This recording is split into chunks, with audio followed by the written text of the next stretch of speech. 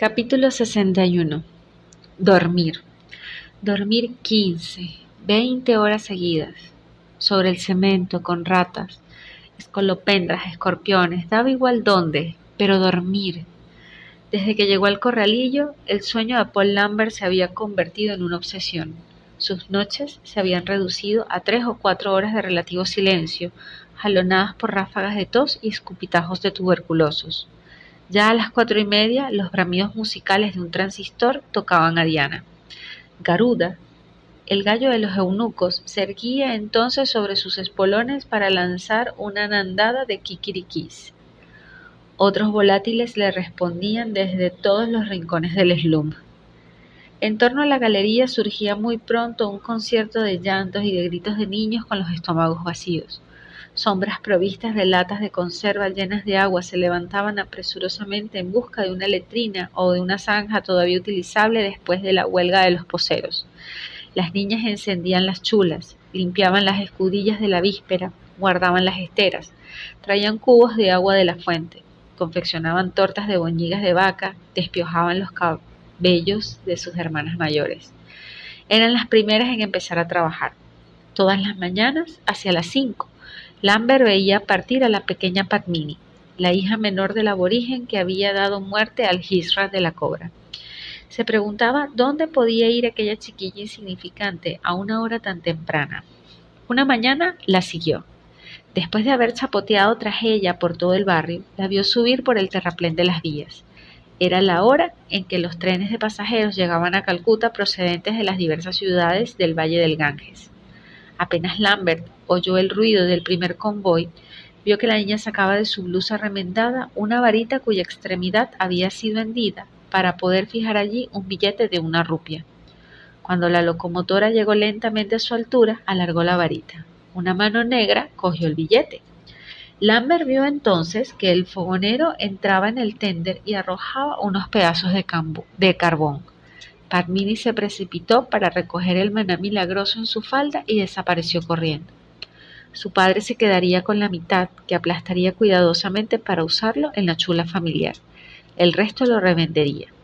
Aquel tráfico constituía uno de los innumerables trucos inventados por los desheredados de la ciudad de la alegría para seguir viviendo.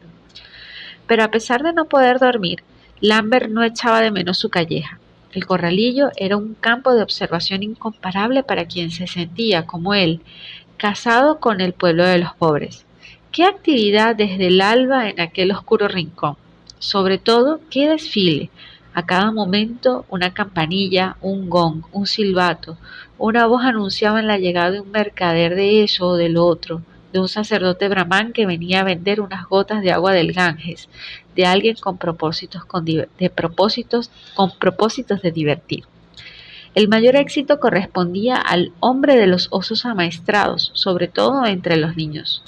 Apenas se oía su tamboril, acudía todo el corralillo. Pero también los monos amaestrados, las cabras, las mangostas, las ratas, los loros, los escorpiones, así como los encantadores de víboras y de cobras, no dejaban de tener espectadores entusiastas. También estaban los cantores de gestas, los titiriteros, los bardos, los narradores, los trovadores, los faquires, los mimos, los hércules, los enanos, los prestidigitadores, los ilusionistas, los contorsionistas, los acróbatas, los luchadores, los locos, los santos. En resumen, todos los zampanos y los buglione que la afición del espectáculo a la fiesta habían inventado para permitir a los desventurados de los barrios de chabolas escapar a la tristeza de su suerte. El corralillo era antes que nada el reino de los niños. Maravillosos niños de Anantnagar, dirá Lambert, pequeños seres inocentes, alimentados de miseria, de los que brota a cada instante la vida, su despreocupación, su alegría de vivir, sus sonrisas mágicas, sus sonrisas realzadas por miradas luminosas coloreaban todo aquel universo de belleza.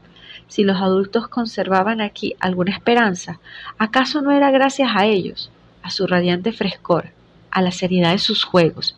Sin ellos, los slums no hubieran sido más que presidios. De esos lugares de desdicha conseguían hacer lugares de alegría. Lambert llegó a contar 72 niños en aquellos pocos metros cuadrados de espacio pútrido, donde los rayos del sol no penetraban casi nunca. Allí descubrían la dura escuela de la vida, aprendiendo a despabilarse solos desde la edad de 3 años. Hasta esa edad jamás habían habido intermediarios entre ellos y la materia.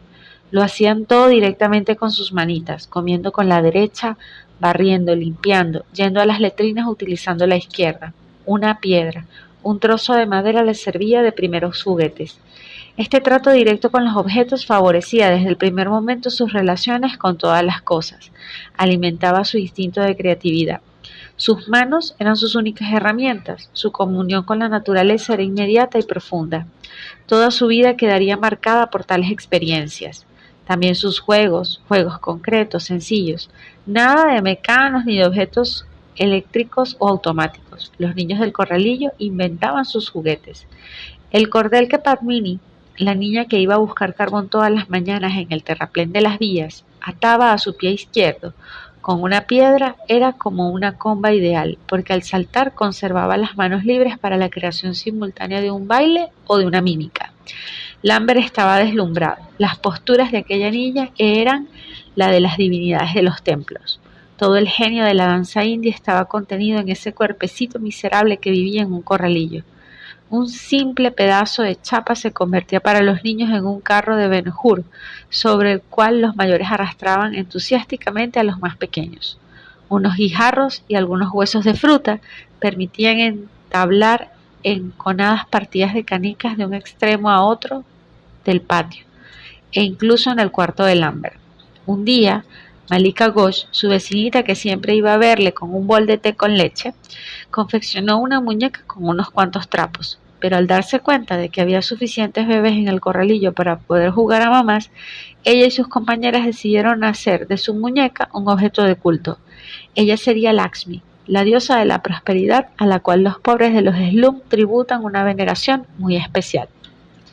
3 en raya, peonzas, yoyos, aros, la energía, el ardor, el ingenio. La afición al juego de esas pequeñas criaturas de vientres hinchados no dejaban de maravillar a Lambert. Un día, el chiquillo de su vecina pasó corriendo entre sus piernas detrás de su aro. Cogió en brazos al niño y le pidió que le enseñara a jugar aquello. Se trataba de una simple rueda de metal que se empujaba con un palo rematado con un gancho. Después de 3 intentos, el francés renunció entre un diluvio de risas. Dominar el aro indio exige un largo aprendizaje y una destreza de acróbata para mantenerlo en equilibrio en medio de tanta gente y de tantos obstáculos.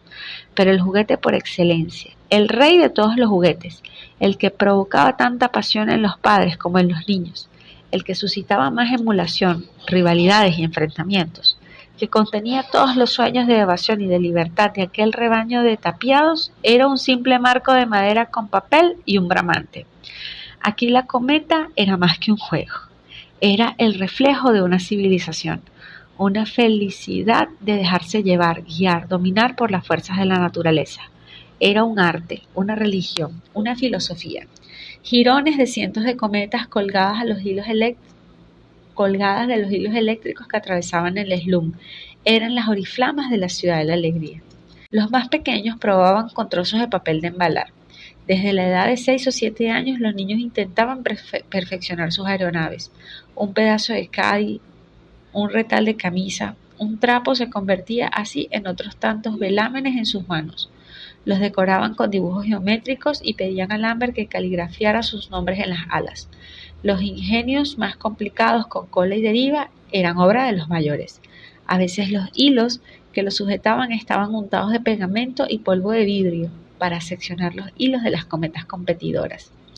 Cierta tarde, una brusca borrasca premonzónica precipitó el lanzamiento de una de estas aeronaves. Todo el corralillo parecía presa de fiebre. Me parecía estar en Cabo Kennedy cuando se dispara un cohete al espacio, dirá Lambert.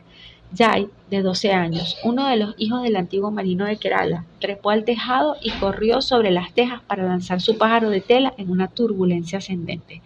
Zarandeada por las ráfagas, la cometa se elevó, alentada a cada nuevo salto por una salva de vítores. Parecía como si todas las bocas soplaran hacia el cielo para hacerla subir más aprisa.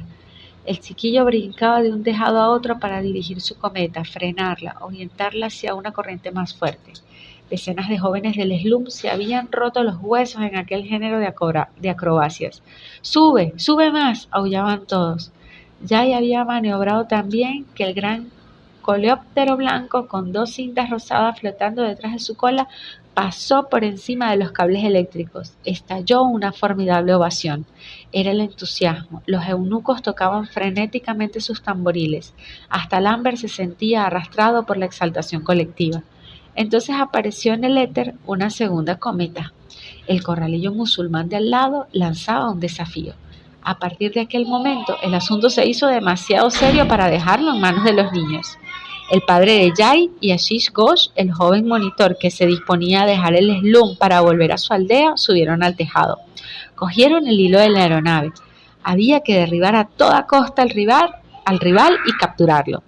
Hombres del otro corralillo treparon igualmente a los tejados. Se entabló un duelo salvaje, puntuado por los aullidos de unos y otros. El juego se convertiría en combate. Durante largos minutos el resultado permaneció indeciso. Cada equipo maniobraba con el fin de enganchar el hilo del otro. Un súbito cambio de dirección en el viento, inmediatamente aprovechado, permitió al equipo del corralillo de Lambert cortar la ascensión de la cometa musulmana y empujarla hacia los cables eléctricos. Era el delirio. Furiosos, los musulmanes se arrojaron sobre los dos hindúes. Empezaron a volar tejas en todos los sentidos. Redobló la zarabanda de los tamboriles. Otros hombres subieron a los tejados. Desde el fondo de los corralillos, las mujeres azuzaban a los combatientes. Las dos aeronaves volvieron a chocar, entremezclándose, y cayeron finalmente como hojas muertas sobre los cables eléctricos. Pero a ras de los tejados, la pelea no cesó. Una reyerta feroz y sin cuartel. Rodaron cuerpos hasta los patios. Techumbres de bambú se desplomaron, poniendo en fuga a ejércitos de ratas asustadas. Lambert, impotente, se refugió en su cuarto. Por la puerta abierta podía ver al joven Jay, a la pequeña Padmini y a los demás adolescentes que, con la cabeza levantada y los ojos incrédulos, miraban a aquellos mayores que les habían robado su juego infantil y que se peleaban como animales salvajes.